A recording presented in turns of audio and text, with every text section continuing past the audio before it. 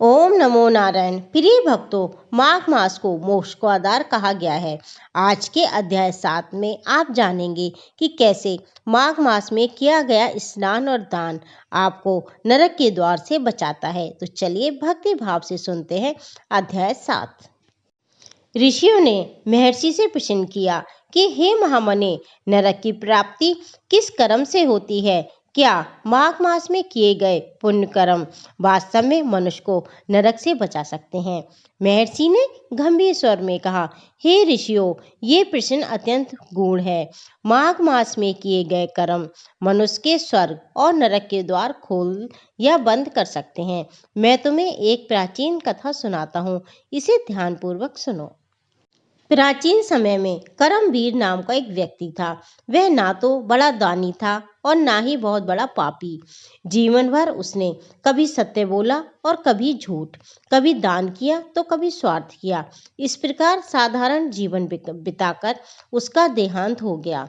मृत्यु के बाद यमदूत उसे यमलोक ले गए। चित्रगुप्त ने उसके जीवन के कर्मों का लेखा जोखा खोला। चित्रगुप्त बोले, पहले इसे नरक ले जाओ। जब करमवीर को नरक ले जाया गया तब वहां के द्वार बंद मिले। यमदूत इस बात पर चकित हो गए। उन्होंने यमराज से पूछा, प्रभु, इसके लिए नरक के द्वार क्यों नहीं खुल रहे हैं? तब यमराज ने कुछ समय ध्यान लगाया और फिर यमराज बोले, इसके जीवन में एक ऐसा पुण्य है जिसने नरक का द्वार बंद कर दिया है।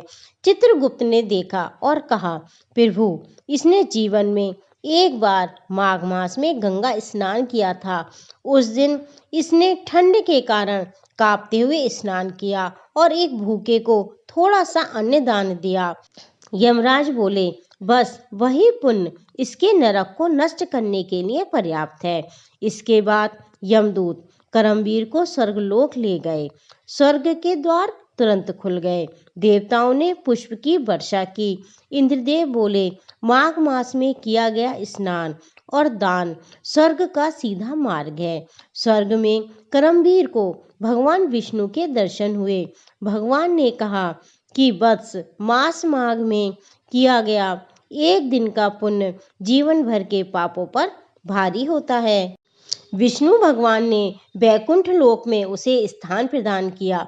महर्षि बोले, हे ऋषियों, जो व्यक्ति इस माघ मास को व्यर्थ जाने देता है वह स्वयं अपने स्वर्ग के अवसर को खो देता है।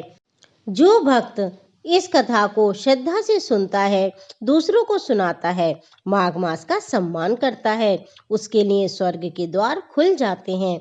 प्रिय भक्तों, अगर आपको कथा अच्छी लगी हो तो इसे लाइक करें, शेयर करें और अगले महात्म की कथा सुनने के लिए मेरे चैनल को सब्सक्राइब करें। राधे राधे। आपका जीवन मंगलमय हो।